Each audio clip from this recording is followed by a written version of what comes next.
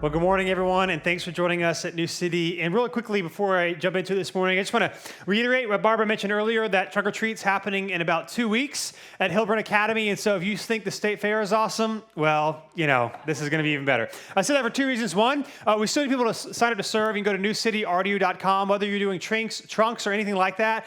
We take about 50 plus people to do this. The school, by the way, is super excited about it. I was at a meeting this week, and they were talking about it. We're sending in invite cards this week. They're going to be giving them to their over 600 students, and it's going to be awesome. So if you want to sign up to serve, that would be awesome. Also, next week, we're still collecting candy, and we're going to need a lot of candy. So when you're out shopping, pick up some candy. And I just want to say this.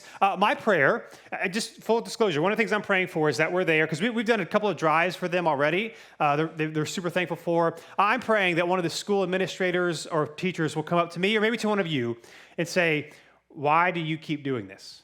That's my prayer. And I'm going to tell them because God loves you and we love you. And we want you to know that. And so, listen, that is why we're doing this thing. We want to love, we want to serve the community, but we don't just want to hand out candy. We want people to know that they're loved and they're cared for. And that's why we're doing this. And so I just want to encourage you to sign up and join us. It's going to be a fantastic time. And if you want to pray on all seriousness, would you pray with me that we would have good weather?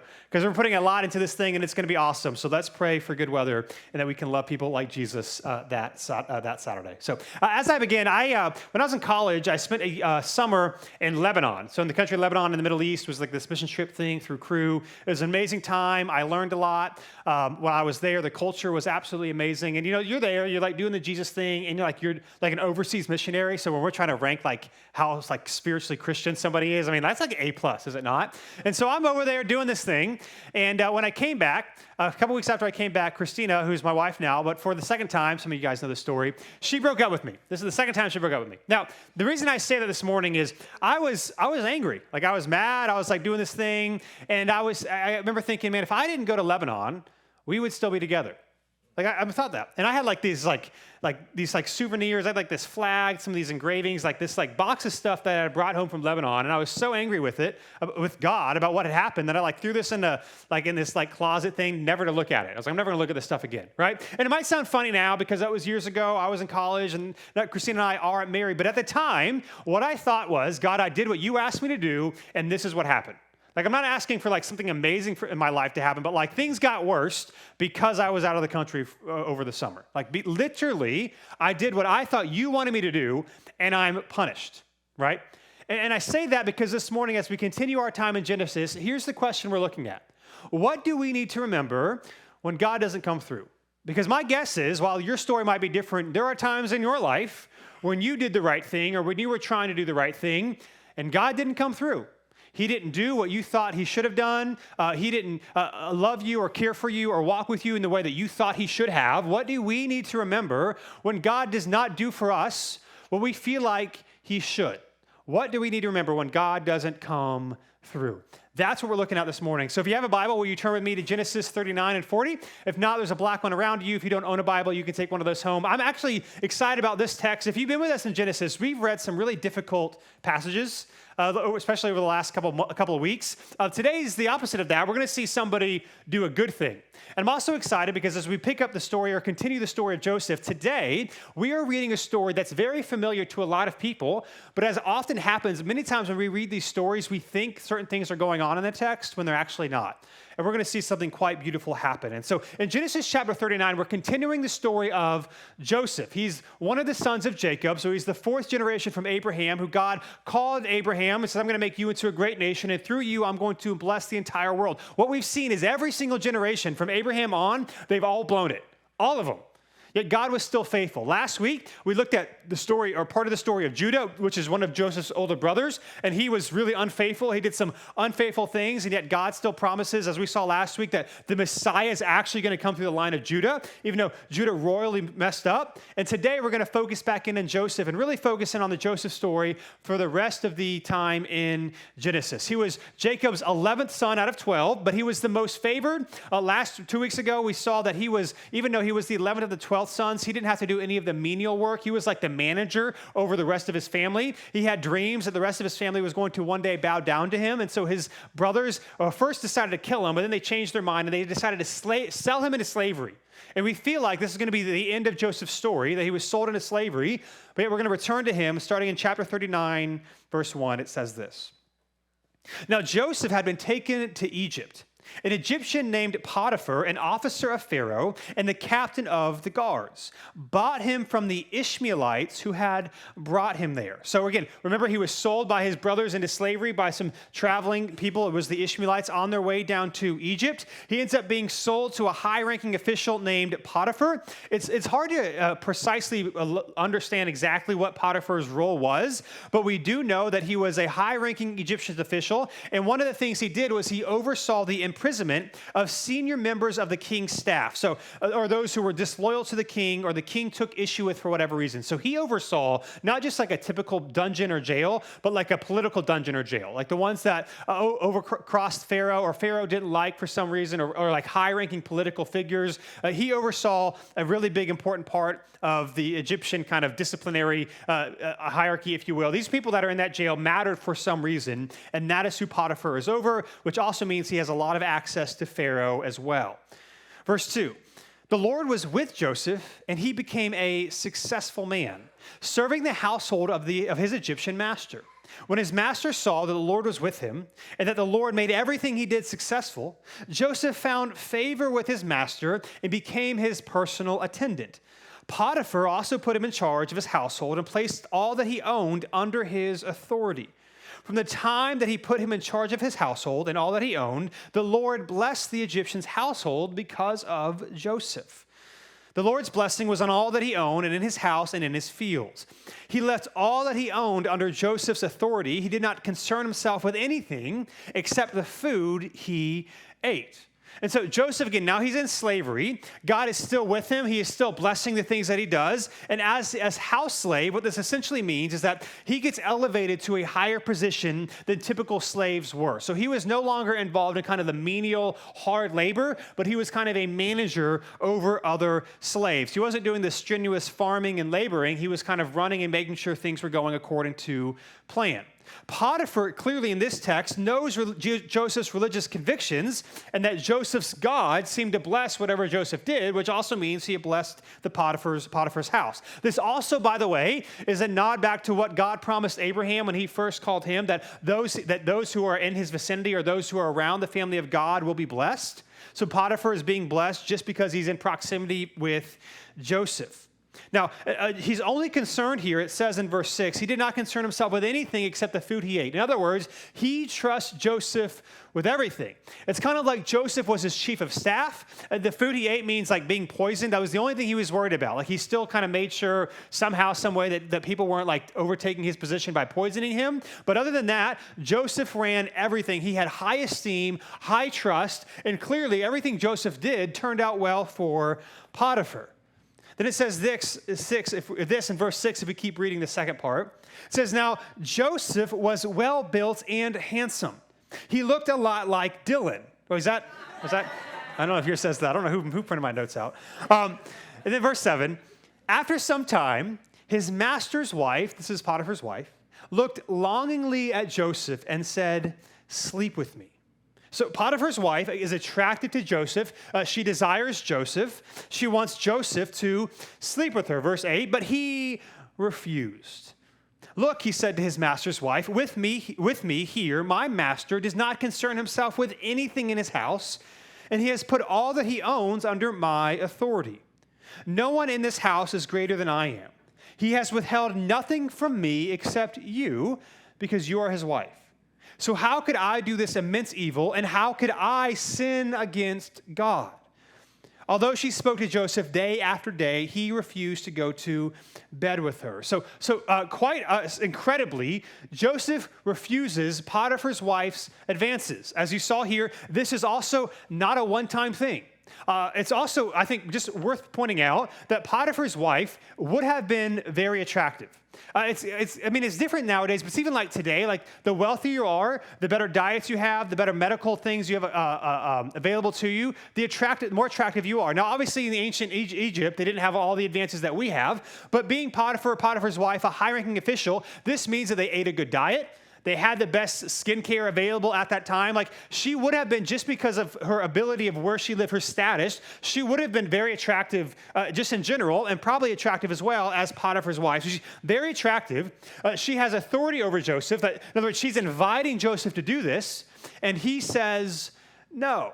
It's a big deal. I remember when I was a kid, my dad talking about how big a deal this was that Joseph would say no to this woman who's essentially, as we'll see, like is going to be like giving herself over to him. I remember before puberty, I remember like being into girls and thinking they were cute. But I remember also thinking like saying no to a woman who's like trying to sleep with you is like saying no to like not stealing a candy bar at the store or like not lying. Like I thought like those were just like all equally easy to do.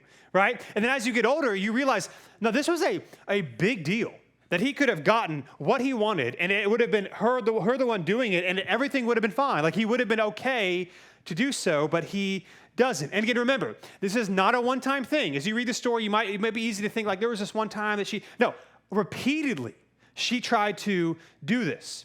And so Joseph, in contrast to so many people we've read already, in fact, even two of his brothers, Reuben and Judah, he does not sleep with someone as a means of gaining dominance. So again, sleeping with someone was also like sexual dominance was a thing in the ancient world. He would sleep with somebody's wife or somebody's servants or whatever to try to say, I'm the one in charge now. But he doesn't do so because Potiphar trusts him with everything.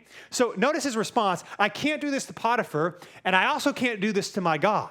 I'm not going to dishonor my God in this way, right? How could he sin before his Lord? Now, even more significant, again, we don't live in this cultural moment, so it's hard for us to fully appreciate just how hard this would have been for Joseph. In the ancient world, or probably even today, in slave societies, sexual promiscuity was a very normal feature. Now, more typically, it happened from male slave owners than female slave owners, but female slave owners could do it as well, especially in a high-ranking society like this, where if you were a slave, you did whatever your masters told you to do. And if they wanted to sleep with you, you did it. Like, it wasn't even like really a choice. So the fact that Joseph is resisting something that was the cultural expectation, he's in some ways putting himself in danger by saying no to her. And so she was insistent. She kept doing it. Also, the text doesn't say this, but as we talked about previously, when someone is so intentional about sexual behavior like this, it likely means it's not the first time they've done this. This likely, and we'll see this here in a few verses as well, this is likely not the first time that Potiphar's wife has slept with their slaves. Otherwise, why would she be so comfortable being so forward? It's probably not the first time she's done this. So what we need to understand from at least Joseph's perspective right here is that Joseph is a good and righteous man. We're meant to see that Joseph is a good and righteous man. He does the right things, he says the right things, and his motivation is not just to be a good person, it's to honor God. Like, he's the one, like, we're reading all these people who failed and like, this guy's finally getting it. In other words, when you look at the life of Joseph, he's the type of guy who doesn't deserve to be dumped. Right? He does not deserve the cancer diagnosis. He does not deserve to be laid off from his job. He does not deserve to be sexually abused or to be cheated on or to be betrayed or to be enslaved.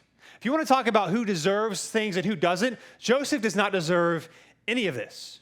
And so you might think, because he's honoring God and he's even in slavery, like he hasn't turned his back from him, he's like not going to sleep around, you might think, well then clearly God is going to bless him, right? God clearly is going to bless Joseph because he's such a great guy. But this happens instead if we continue reading verse 11. Now one day he went into the house, that's Potiphar's house, to do his work. And none of the household servants were there. In other words, there were no other men in the house at the time. Verse 12, she, Potiphar's wife, grabbed him by his garment and said, sleep with me. But leaving his garment in her hand, he escaped and ran outside. When she saw that he had left his garment with her and ran outside, she called her household servants. Look, she said to them, my husband brought a Hebrew man to make a fool of us. He came to me so he could sleep with me, and I screamed as loud as I could. When he had heard me screaming for help, he left his garment beside me and ran outside. She put Joseph's garment beside her until his master came home. Then she told the same story.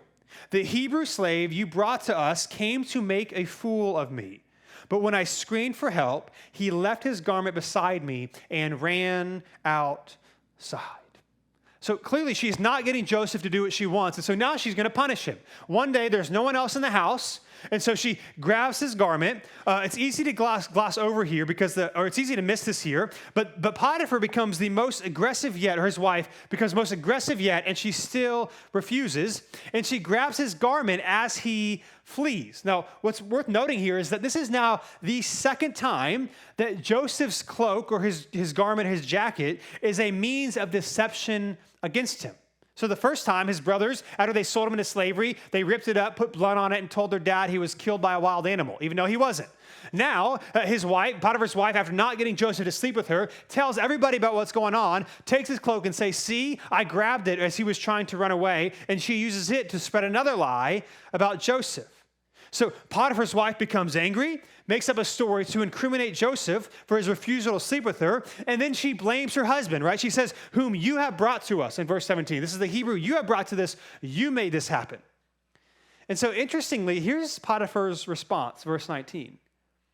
When his master, that's Joseph's master, heard the story his wife told him, these are the things your slave did to me, he was furious. Now check this out. It's easy to miss this. The text here says Potiphar became furious. He became angry. What's easy to gloss over is that the text is actually deliberately ambiguous here, because you might notice it doesn't say whom he is angry with. Now, you might assume clearly it's Joseph because Joseph, tried to sleep with his wife and she's mad. And so she's yelling at him and now telling Potiphar, look what happened. So you might assume, well, clearly it's Joseph. Like, why would the narrator need to, tell us who he's mad with? But remember, Potiphar has extreme trust in Joseph. Since Joseph has gotten there, everything has gone well for him. Even if he did believe his wife's account, now he is going to lose Joseph's services. And in the ancient world, particularly for a lot of high-ranking people, again, marriage for them often was not what marriage for us is. Potiphar probably got his sexual desires fulfilled in other places outside of his marriage. For a lot of high-ranking, high-class people in the ancient world, marriage primarily was a way of having children and continuing your legacy. Particularly if you were a man, you didn't have to love your wife. You didn't have to treat your wife well. And so they probably didn't have a typical, marriage relationship that you might have or you might expect people to have nowadays. And so even if this were true, even if he did believe his wife, he could be angry at the fact that now all the success that has come his way, he has to lose because he has to deal with Joseph since she told everybody what happened. In fact, verse 20 actually gives another hint that his anger might not actually be with Joseph. It says this in verse 20. So he's angry. Here's his response. And he had him thrown into prison. So he had Joseph thrown into prison where the king's prisoners were confined. So Joseph was there in prison. It's just important to know that attempted rape from a high-ranking official in the ancient world, particularly from a slave, would have been a capital offense. He should have been killed. In fact, he would have been expected to be killed for doing something like this because you cannot have word spread. You can't have one slave do this and think other slaves can get away with it. He should have been killed, but he wasn't. He was thrown in jail. And not only was he not thrown in a typical dungeon or a typical pit, he was thrown in the jail that Potiphar oversaw with high-ranking officials. That, by the way, of Joseph was not one of those. He was just a slave. So he throws him in prison where the king's prisoners were confined. And the text, again, doesn't say this, but it made it so that if Potiphar wanted to, he could actually keep in contact with Joseph because he could visit him if he wanted to. And so he throws him into the prison that he oversees, and he doesn't kill him like he should have. In fact, it's, again, most likely, again, the text doesn't say this, but it's probably very typical that Potiphar's wife, this is not the first time she's done this. It's probably not the first time she's done this with how aggressive she is with Joseph. And if it is not the first time she's done this with somebody, then Potiphar wouldn't actually be angry with Joseph. In fact, he might not even believe his wife because of what his wife has done in the past. The text is deliberately ambiguous about who he's angry with because it makes it seem that even he is like, I don't know about my wife. Actually, even if he believes his wife, like Joseph has been so good to him, he doesn't want to lose him either. And so Joseph goes from bad to worse. He's already enslaved. Now he's thrown into prison, which is not like a modern day prison. I mean, you want to think like dungeon, no AC, probably hardly eat anything. It is a terrible place. But then it says this in verse 21, which again doesn't make a lot of sense. But the Lord was with Joseph and extended kindness to him. What? I mean, like that's weird, right? He was with Joseph and he extended kindness to him, by the way, by making his life go from worse to worse. Then it says he granted him favor with the prison warden. The warden put all the prisoners who were in the prison under Joseph's authority, and he was responsible for everything that was done there. The warden did not bother with anything under Joseph's authority because the Lord was with him, and the Lord made everything he did, that is Joseph, successful. So again, wherever Joseph finds himself, he gains favor with the people he's with. He's clearly a hard worker. He's trustworthy. And so he helps kind of run the prison cell for the rest of the prisoners. He's entrusted with the keeper of the prison in the very same way that he was entrusted with Potiphar in his house. Essentially, he becomes the highest ranking prisoner in the prison to help run things and moderate things with the rest of the people in jail. But again, I just want to point out what verse 21 says. It says, but the Lord was with Joseph and extended kindness to him. He granted him favor. Now, this does not make a lot of sense. I mean, let's just be honest. This does not make a lot of sense. In fact, it would be easy for us to assume that if God shows Joseph love and favor, well, then he must be let out of prison, right? If he's in there particularly unjustly, and we're being told that God loves him and granted him favor and blessed him, well, you might assume that means, well, he's going to get out of jail, because how else could God show his blessing and his favor but to give him justice and to give him his freedom? Again, he's in there unfairly. He's a high character guy. He clearly wants to honor God in everything that he does. This would be the correct result, that God grants him his freedom. That's what God should do, or so we would think. Again, we should not assume that being a high-ranking person in a prison was a good place to be. It was a dreadful place for him to be. In fact, later in the Joseph story, we are going to see that this imprisonment actually turns out good for Joseph. And if you know the Joseph story, you might know how kind of things go from here, and you might know how crucial this was to what God was going to do. And while that is true, again, Joseph in this moment could not have predicted what was going to happen to him, nor would he have felt any of that stuff was going to happen to him in his current situation. You want to know how Joseph probably felt in prison? Abandoned by God. I mean, there's no way not to feel that way. There's no way not to have doubts. There's no way not to say, God, I've done everything you asked for, and this is what's happened to me. Yet, in the midst of all of whatever Joseph might be going through, he still appeared to work hard. He still appeared to be faithful, even though surely he had doubts of his own, and he rises and ranked in the prison. And then in verse 23, the chapter 29 ends by saying this, and whatever he did, the Lord made it succeed. So just like everywhere else he's been successful at where he has been. But you want to know what God didn't do? He didn't get him out of prison. He didn't rescue him from someplace he did not deserve to be in. And I just think for us, as we read a text like this, and as you and I maybe reflect on our own lives, could it not be that God not granting us what we would want to have happen in our current situation, even if what we want is right and fair, just like Joseph getting out of prison, could it be that it does not mean that God has abandoned us or no longer loves us?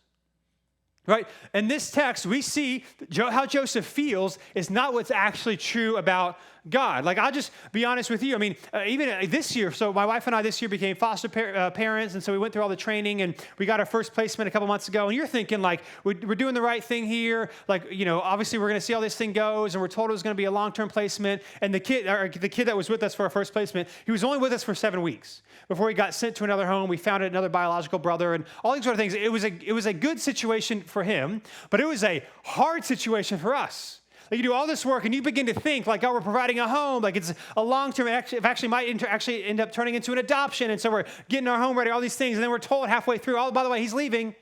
And you begin to question, like, God, we want to be foster parents. Like, we're trying to do this right thing. And that this is what happened. It did not end how we wanted it to end. And so what this text shows us this morning is this, is that unanswered prayer does not equal abandonment from God. So as we're talking about, what do we need to remember when God doesn't come through? What we see happening here is that unanswered prayer does not mean or does not equal abandonment from God. That's what this story is showing us. Now, we might feel that way. It might seem that way in the moment, right? Not getting the result we want, however, does not mean that God's not doing something. And when I say unanswered prayer, God's always doing things. He's just not answering in the way that we want him to answer it. And so for Joseph and for us, like we may not like it, we might not understand it, but God here in this story is still with Joseph, even if Joseph doesn't think that's the case at this moment. So as hard and as difficult as it might be, this text shows us that unanswered prayer does not therefore equal that God has abandoned you. Because we're told time and time again, he hasn't abandoned Joseph, contrary to everything Joseph has to feel in this moment, right? So all these bad things keep happening to Joseph, and actually, it's going to get worse. Chapter 40, verse 1, it then says this: after this, the king of Egypt's cupbearer and baker offended their master, the king of Egypt. Pharaoh was angry with his two officers, the chief cupbearer and the chief baker, and put them in custody in the house of the captain of the guards in the prison where Joseph was confined. The captain of the guards assigned Joseph to them as their personal attendant, and they were in custody for some time. So at this point in the Joseph story, as you continue reading, we'll find out at this point, he's been in captivity for about 10 to 11 years. Now, we don't know how much of that was just in slavery and how much of that was in prison, but up until this point, he's been there for about 10 to 11 years. Things have not gone well for him at all. And then two of Pharaoh's officials get thrown into this prisoner's prison.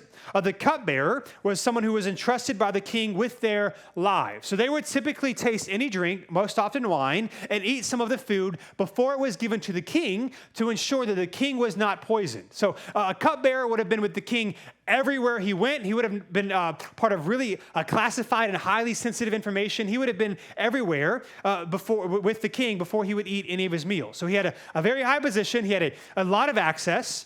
And then you had the chief baker, one of the people who were kind of his head chefs, if you will, making the food for Pharaoh.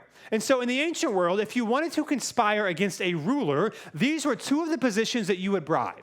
Right, a cupbearer or a chief baker. These are two of the positions that you would try to bribe and get into to kill the king. So both of them were in prison, whether they did something wrong or not, or the king or Pharaoh was just paranoid with them, we're not told, but they both get thrown into prison, and they're both awaiting their fates. And so what happens? Let me just explain what happens next. One night, both of them, the cupbearer and the chief baker, they both have dreams. The next day, they wake up and they look very despondent and downcast. And so Joseph asks them what happened.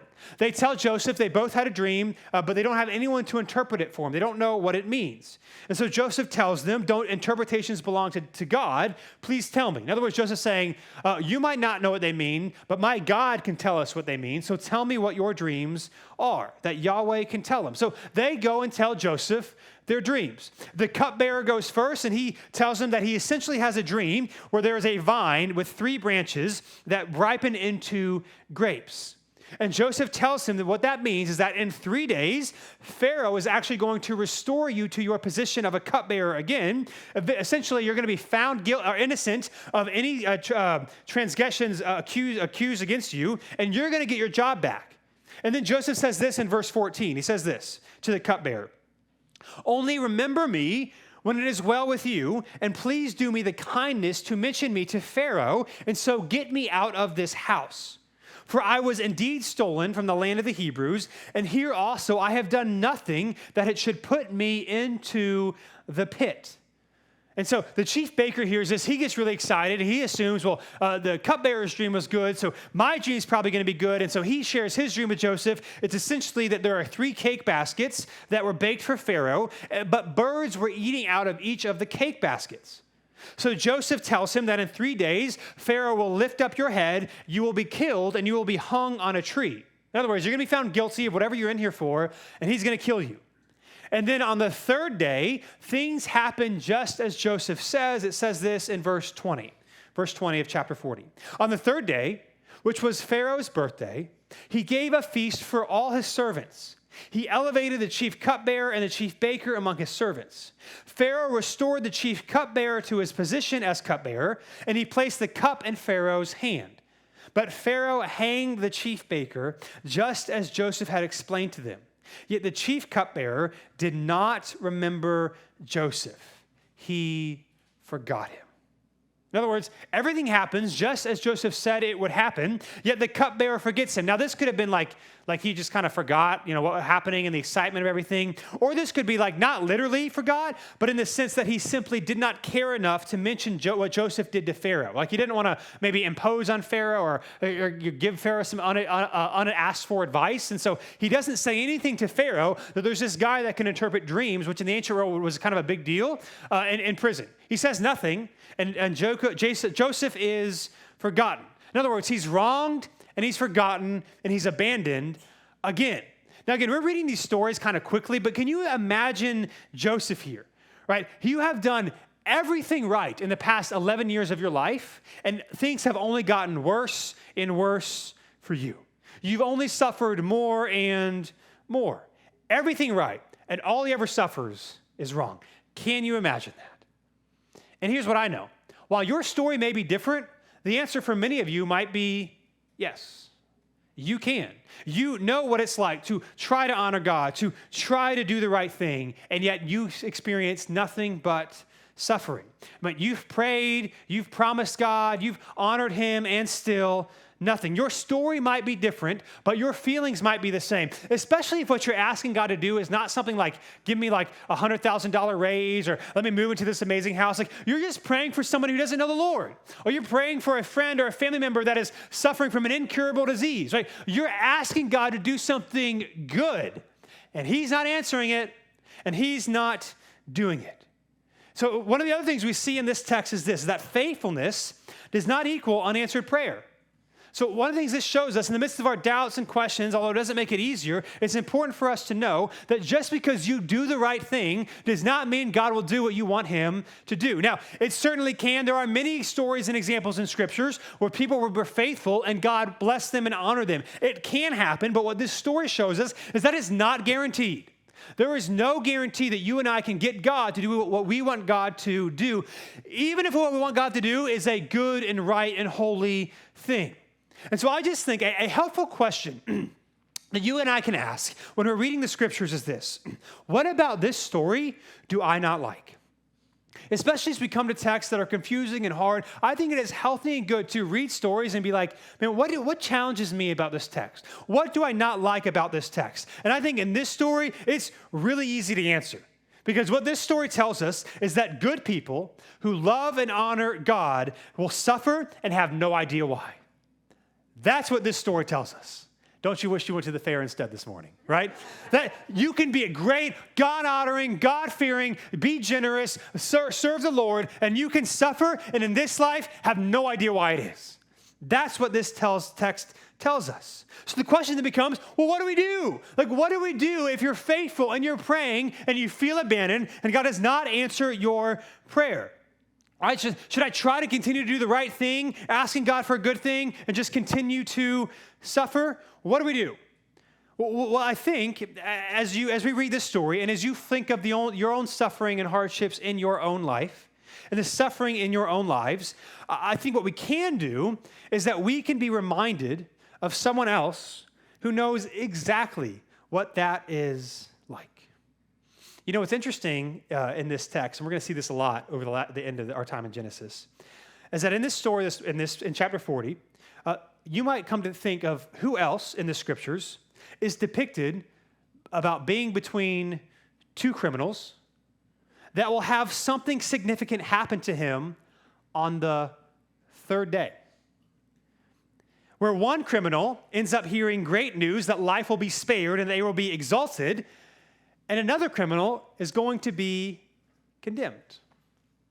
Well, if you're not sure where that is, you can read about it in Luke chapter 23, when Jesus is on the cross in between two criminals, just like Joseph is in between two criminals, and he's prophesying about an event that will happen on the third day. Jesus says this to one of the criminals who actually, when Jesus was first on the cross, both criminals were kind of like mocking him, but one eventually changed this too, and it says this in Luke 23, then he said, one of the criminals on the cross next to Jesus, Jesus, remember me when you come into your kingdom.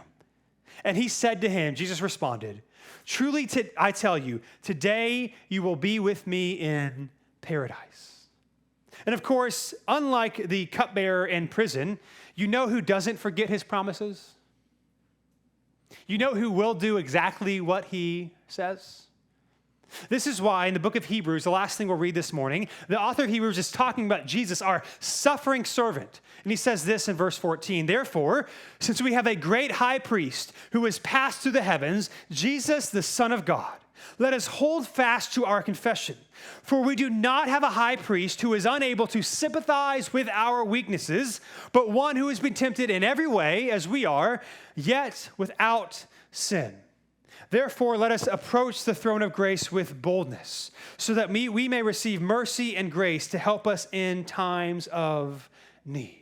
See, the good news of the gospel is that God came in the form of a man named Jesus, lived a life we did not deserve, did everything right, like perfectly right. And like Joseph, however, things just went worse and worse and worse for him. He died the death that he did not deserve to die, so that you and I might receive the forgiveness and the grace and the mercy of God. The good news of the gospel is that God has done for you what you could never do for yourself, and he's inviting you in. Not by your trying really hard or you're being a great person, because he knows that none of us can attain the level of perfection that God requires. And so he sent Jesus, the perfect Son of God, to stand in our place as our substitute. And so what this Hebrews passage is telling us, again, in the backdrop of Genesis 39 and 40, I think is this, that we need to remember that God does not promise to rescue us from doubt, but to sympathize with our weakness. He doesn't promise to answer the prayers the way that you want them answered. He doesn't promise that you're going to live your best life now if you just do X, Y, and Z, but he does promise to sympathize with us. He does promise to walk with us, to know what it's like to feel like you're abandoned. I mean, what does Jesus say on the cross? My God, why have you forsaken me? Right? For eternity past, they were in perfect communion together. And as he takes away the sins of the world, God turns his face away from him. And what he felt? He felt abandoned. He felt disconnected from the Father. And so again, for us this morning, what do we need to remember when God doesn't come through? Well, here's what I would say, that the gospel is not for good people who have all that they need. It is for broken people who wonder if God can be trusted. The gospel of what Christ has done for us is not good people who have all that they need, who have figured it out on their own, who think they can prove it on their own. It is for broken people full of doubts and questions who wonder if God can really be trusted, if God really cares, if God really loves him. But in order for us to experience the love of God, it does require us in faith to trust him, sometimes in the midst of all doubt, in the midst of all irrationality. The gospel is an invitation for doubters and seekers to find hope, sometimes in the face of great uncertainty. Great uncertainty. In fact, honestly, about a month ago, I read a book because of my own doubts that I've been wrestling through. It's called On Doubt by A.J. Swoboda. On Doubt by A.J. Swoboda. If you're interested in it, it was really helpful. Like, how do we wrestle with like our suffering and intellectual doubts and the God of the Bible? But that's who it is. That God is the one who redeems us and cares for us and walks with us. He doesn't promise to fix all our problems, but he promises to walk with us in the midst of that deep suffering. And so I just want to say this, man, if you're here this morning, you're watching online, and you're not yet a follower of Jesus, he welcomes your doubts. He welcomes your sin. He welcomes your brokenness. And listen, if you're not yet a follower of Jesus, he's inviting you to come and follow him. And the first command that God gives us after we follow Jesus is to walk with him in baptism. Not that baptism saves us, but it's an outward declaration of what Christ has done for us. And so I just want to say this. If you're a follower of Jesus here this morning, and you have not yet been baptized, I highly doubt you're going to follow God whatever he asks you to do if you won't follow him in baptism. So I just want to say, if you want to take that next step, that's your next step. Let's talk and let's baptize and let's celebrate what God is going to do in your life. And for the rest of us here this morning that are followers of Jesus, man, you need to know that today, you don't have to promise to be better. You don't have to work harder. That today you can just confess your brokenness. And you can be reminded that in the midst of your doubts and your pain and your suffering, God sympathizes. God is there, and that we can trust him. Hey, thanks so much for checking out this video. We upload new videos every week to help encourage you in your faith in Jesus. So be sure to subscribe to this channel so that you never miss a thing.